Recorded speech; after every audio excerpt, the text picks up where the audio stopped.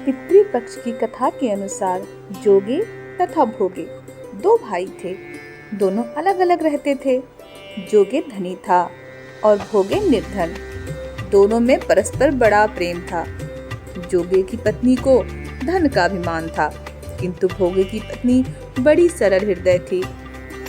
पितृपक्ष आने पर जोगे की पत्नी ने उससे पितरों का श्राद्ध करने के लिए कहा, तो जोगे इसे व्यर्थ का कार्य समझकर टालने की चेष्टा करने लगा।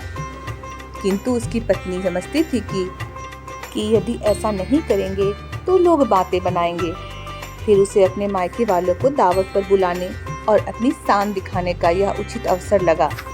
अतः वो बोली, आप शायद मेरी परेशानी की वजह से ऐसा कह रहे हैं, किंतु इसमें मुझे कोई परेशानी नहीं होगी। मैं भोगे की पत्नी को बुला लूंगी, दोनों मिलकर सारा काम कर लेंगे। फिर उसने जोगे को अपने पीहर न्योता देने के लिए भेज दिया। दूसरे दिन बुलाने पर भोगे की पत्नी सुबह सवेरे आकर काम में जुट गई। उसने रसोई तैयार की, अनेक पकवान बनाए, फिर सभी काम निपटाकर अपने घर आ गई। आखिर उससे भी तो पितरों का श्राद्ध तर्पण करना था। इस अवसर पर न जोगी की पत्नी ने उसे रोका, न वह रुकी। शीघ्र ही दोपहर हो गई। पितर भूमि पर उतरे।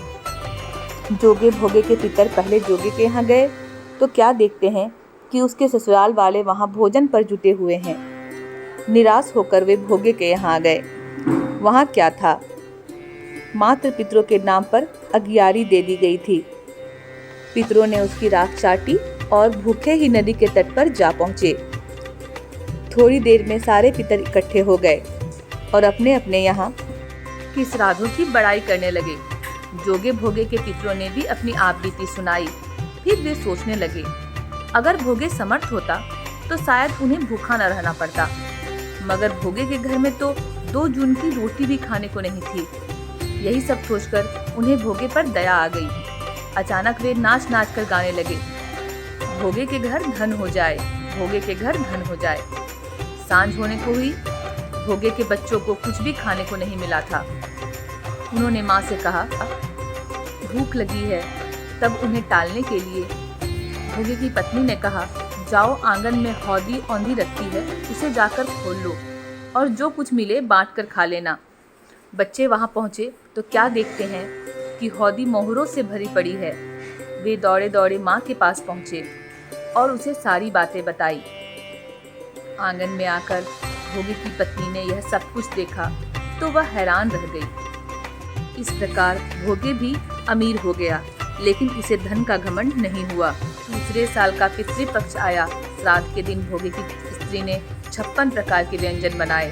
ब्राह्मणों को बुलाकर श्राद्ध किया, भोजन कराया, दक्षिणा दी। जेठ जेठानी को सोने चांदी के बर्तनों में भोजन कराया। इससे पितर बड़े प्रसन्न तथा तृप्त हुए। आखिर पितृपक्ष क्यों मनाते हैं? कर्ण की वजह से मनता है पितृपक्ष। कर्ण की यह पौराणिक कथा सुनने से दूर होता है पितृदोष। इस कथा के अनुसार महाभारत के दौरान कर्ण की मृत्यु हो जाने के बाद जब उनकी आत्मा स्वर्ग में पहुंची तो उन्हें बहुत सारा सोना और गहने दिए गए। कर्ण की आत्मा को कुछ समझ नहीं आया, वह तो आहार तलाश रहे थे। उन्होंने इंद्रदेव से पूछा, उन्हें भोजन की जगह सोना क्यों दिया जा रहा है? तब देवता इंद्र ने कर्ण को बताया कि उसने अपने जीवित रहते हुए पूरा जीवन सोना दान किया, लेकिन अपने पूर्वजों को कभी भी खाना दान नहीं किया। तब कर्ण ने इंद्र से कहा कि उन्हें यह ज्ञात नहीं था कि उनके पूर्वज कौन थे और इसी वजह से वह कभी उन्हें कुछ दान नहीं कर सके। इस सब के बाद कर्ण को उनकी गलती सुधारने का मौका दिया गया और 16 दिन के लिए पृथ्वी पर वापस भेज दिया गया, जहां उन्होंने अपने पूर्वजों को याद करते हुए उनका श्राद्ध कर उन्हें आहार दान दिया, तर्पण किया। इन्हीं 16 दिन की अवधि को पितृपक्ष कहा गया। इस कथा को पढ़ने तथा सुनने का बहुत महत्व है। कहते हैं इस कथा को सुनने से हमारे पितर प्रसन्न होते हैं।